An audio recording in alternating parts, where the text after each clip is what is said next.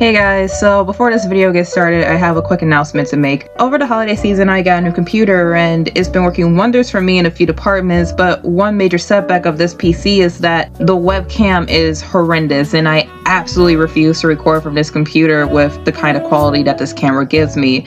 So until I can get my actual camera fixed or buy a new webcam, I'm afraid there won't be any full-size episodes of talking about comics for the time being, and I'll be resorting to doing these bite-sized episodes since I can get away with not showing my face in this format.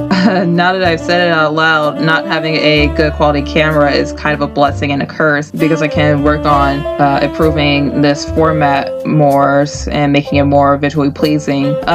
Anyway, sorry for the inconvenience. I'm trying to get this sorted out, but to be honest, I have no idea what I'm doing, but hey, such is the life of a dumbass. So anyway, sorry again, thank you for your understanding and enjoy the video. You know, I find it kind of humorous that Webtoons once had the tagline for this comic say, "Chivalry is dead," and that isn't because of the story, characters, genre, or subject matter of this comic, but just because. And I feel as though those two words sums up the attitude and my feelings towards this comic, just because. So, Mr. and Miss Comic Creator, why did you make a webcomic that's clearly inspired by a novel that got turned into a movie back in 2013 that disappeared into the pop culture landscape because it came out during the zombie craze of the early 10s thanks to a certain video game and was immediately compared to Twilight, but was actually a pretty good movie that was definitely not like the garbage it was being compared to, and more people should check it out?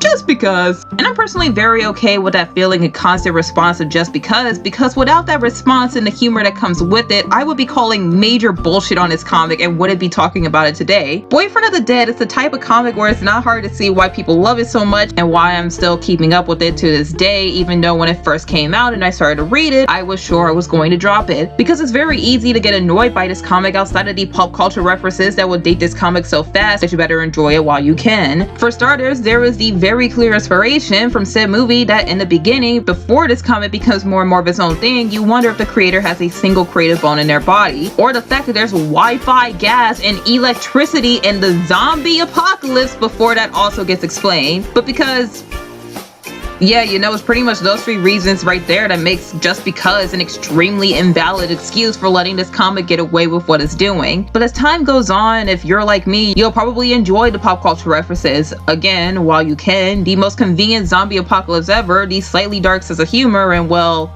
that's all that really comes to mind. And that's largely because of the extremely likable band of idiots that we spend our time with. Our two main characters are perfectly incompatible. The boy, the zombie, who's later named N because this comic does call itself out on its own bullshit, was once a regular mindless zombie who had no idea about his past life, but is able to break out of the mindless state of mind because he's a gourmet and couldn't bring himself to eat a human because it looked disgusting, but found that he could still eat human food, which was a major plus from having to die twice by starving to death and also help regain a conscious state of being. So because he's becoming more human, he stands out. He definitely isn't a normal zombie, but he can blend in with humans and verbally communicate with them to ensure them that he's not hostile. But N is still a zombie, and although he hates flesh and actually cooks any human food, there are times where his natural tendencies will unfortunately get the best of him, making him go rogue. The girl, the human named Alex, is a spoiled rich American girl trapped in the UK due to the outbreak and is the most OP person in this comic, not because she's trained in combat or she has an arsenal of weapons by her side, but because she's pissed. And Alex is so full of adrenaline and rage at the situation presented to her that she refuses to let zombies get in the way of her looking good and looting expensive high-end fashion and makeup stores. And because of how ruthless she is, the zombies fear her. She even killed her ex-boyfriend, who she didn't like at all after he was turned into a zombie at chapter 1. But because she's more focused on fashion over surviving and feels like it's his responsibility to keep her safe, but in all honesty, Alex doesn't need much safekeeping. And it's the dynamic of these two that makes this comic so interesting. Alex and N are so opposite, yet they complement each other well. N is a working class young adult from the UK. He's a dork and a loser with the life skills that Alex lacked. Alex comes from a high-class American background. Her dad is rich and she has a string of picking bad and useless boyfriends who she doesn't like at all. She wants to look look pretty and isn't going to give up the life of comfort. It's so easy to hate Alex because of how spoiled she is, but thanks to N constantly reminding us that although Alex is pretty, she isn't shit. She's just as human as everyone else in the world, and for the sake of comedy and emphasis, he even secretly calls her his little piggy that he must protect. And the supporting characters, two young preteen zombie boys who are more concerned with playing video games, Alex actually seems to care about, even if they do annoy her from time to time. Often you have to ask yourself who was protecting who in this comic. Is N really protecting Alex from the zombies, or is Alex really protecting N from the humans? The power each of these characters wields shifts between these two rather greatly from chapter to chapter. But there's also times where that question doesn't matter because the story, oddly enough, turns into a zombie apocalypse slice of life. The end of the world is only a background detail, and the romance isn't the biggest focus. What the comic wants to do is be fun, and wants to try and make likable characters, and wants to have funny jokes, and it wants to do that with as many logically illogical expenses as possible. Even when the quote-unquote romance kicks in chapter 50, it is the most out of nowhere left field thing to come from this comic that had me laughing my ass off at how kind of fucked up it was, because the characters made it that way. It was the moment that proved to me that I love these dorks, and without them this would be an entirely different story. These are not good people. Even the one who does seem to have the least amount of screws loose isn't that great of a guy. And that's okay, because with the way these characters are written and the direction the comic is going, I can only hope that everything for these people will work itself out in the end. But right now, I'm just here for the ride. It isn't a perfect comic. It doesn't have the perfect story or the perfect writing. It isn't able to suck me into the world or take the serious moments seriously unless it's for character building, but I still like and recommend this comic nonetheless.